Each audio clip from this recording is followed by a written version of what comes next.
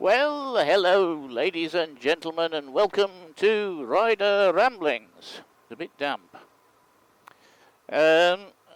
Probably stay like this. Today I thought I'd discuss rider aids and driver aids, and are they necessary? What do you think? Comments please below. Are rider aids and driver aids something that we should have, or a necessary evil, or really useful, or what's your thoughts? What are your thoughts? Sorry. I'm sort of half and half on them, to tell you the truth. That's the TLDR. Not sure where Clio Campus is going, sorry. I'm a bit half and half on them.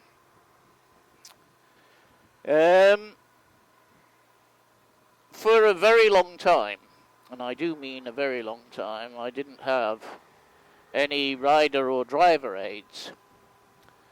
And I think the first time I had a driver aid was, I think it was in early 2000s,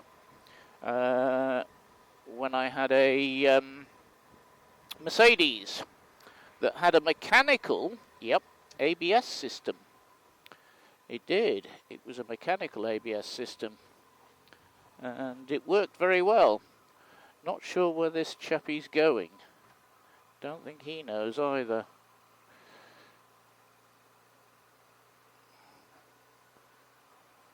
Thought so.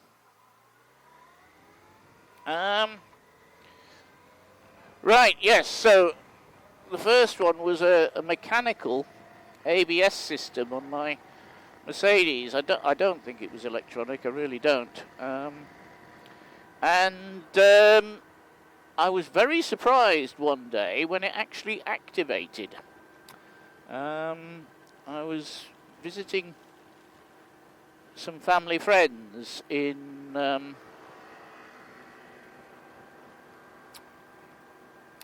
Lancashire in the winter, and I had some family in the car, and we arrived at a crossroads. I put my foot on the brake, and amazingly we actually stopped before the white line at the crossroads, which was really good. But that was my first ABS.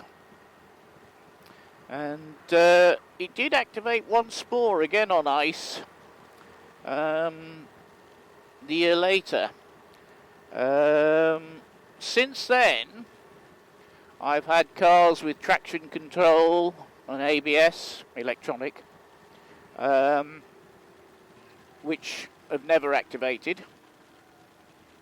And I've had motorcycles which have had ABS, and this one has ABS and traction control as well, but it's not ABS. It's the older form of traction control, and not the 6-axis or whatever it is EMU system. So it probably will have fun and games if it actually fires under, if I'm braking when leant over. I don't know what's going to happen there. That could be an interesting one. Anyhow, on the motorcycle, I have activated ABS, but only once when it was actually needed. The other times it seems to activate when going down a steep hill. And where I used to live, there was a very sharp, just over 90 degree, probably 95 degree, right turn at the bottom with a set of traffic lights. And as you came down the hill, of course you're braking quite hard, and so and it is a steep hill. I might go back and film it one day, actually. The back wheel would, of course, go light, simply because of physics, and the ABS would activate, so you'd get a da-da-da-da-da-da.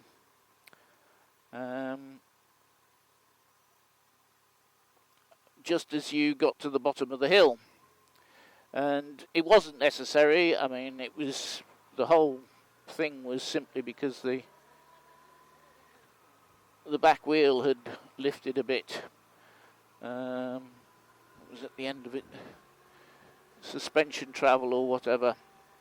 So I can say yes, I've used electronic well, it wasn't, it was mechanical aids in the Mercedes, and once on a motorbike, but that was because I wasn't paying attention, so my fault entirely.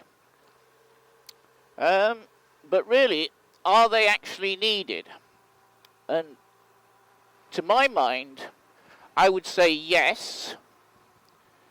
It's a good idea to have this sort of thing on a vehicle, and I would recommend they have it, but I'm going to have a big but here.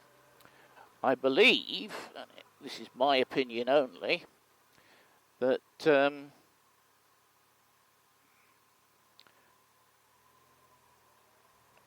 is going to be an interesting bun fight.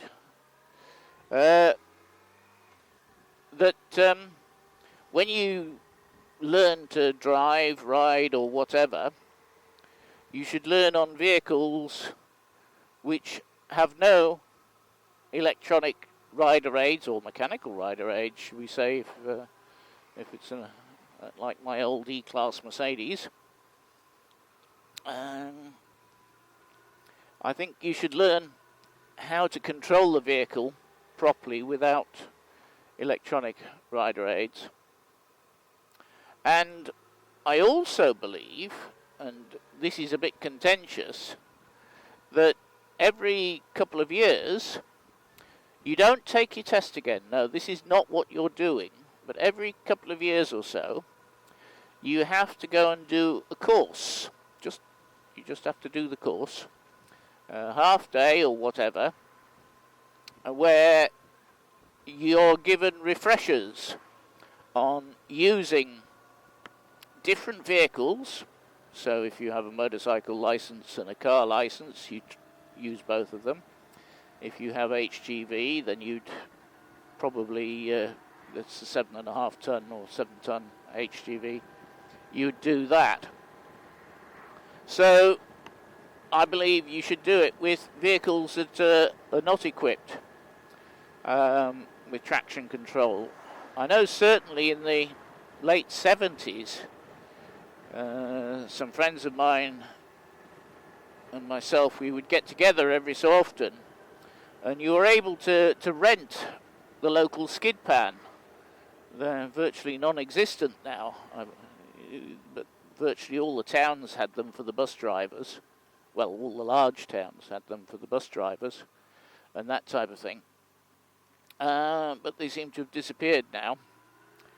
And so we would rent the skid pan and literally just go crazy in our own cars, honest. And we'd learn how to control them, or refresher ourselves how to control them when there was no grip. And that was amazing fun. It really was. And I if you get the chance to do it, I would strongly recommend you go and do it, because it's a good laugh. On a motorcycle, though, you'd probably need one of these specially equipped motorcycles that have the outrider or the outrigger wheels or whatever. And so you don't dump your motorcycle. But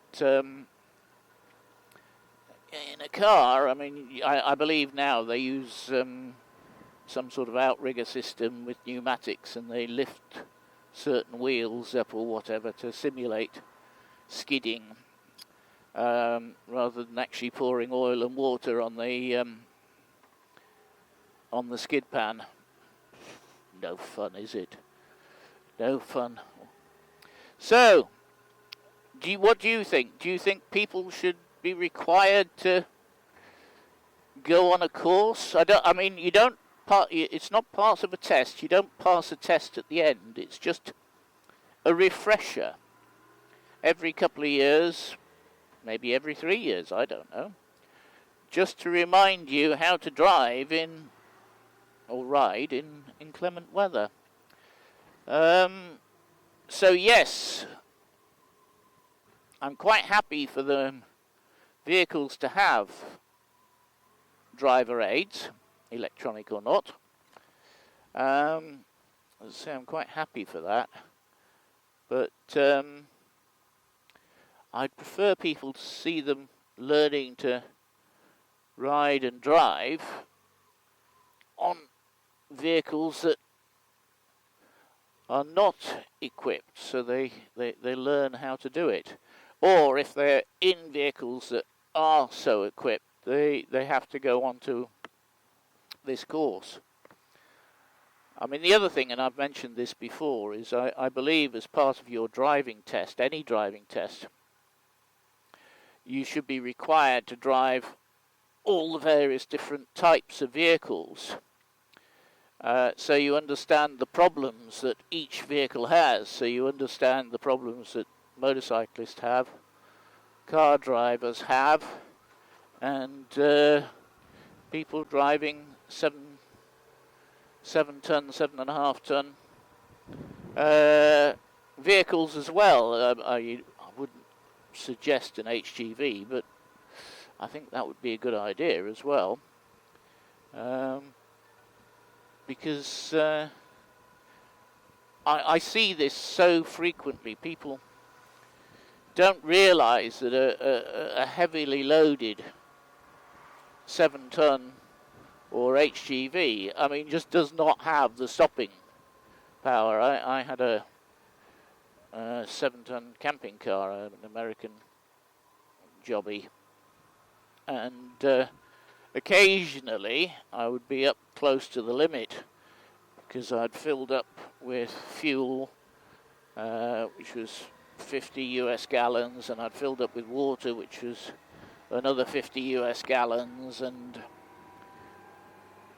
the thing was really, really heavy. And it took quite a bit of stopping, I can tell you that now. It certainly did. It took quite a bit of stopping. So, what are your thoughts on this? Do you think people should do this course? How do you think you'd get people to do this course? That's the next thing, you know, because to me, I think it should be obligatory, but that's just me. Are they unable to drive after a certain period has passed when they haven't taken the course? So they have a sort of 6 months in which to take the course, after which their license is suspended until such times as they do. What do you think? Is that a bit too fierce? I mean, what about people who are abroad for a while? They, you know, you can't really expect them to fly back to the UK or whatever from Australia or somewhere if they're on a 1 or 2 year holiday, just to take the course and then so on. So what are your thoughts? I'd love to hear them. Please like, comment, share and subscribe. And I think the next video that comes out on Friday, I think it's going to be wet as well. Looking at the weather forecast, I think we're going to it's a wet week here in France. Thank you very much, and I'll see you next time.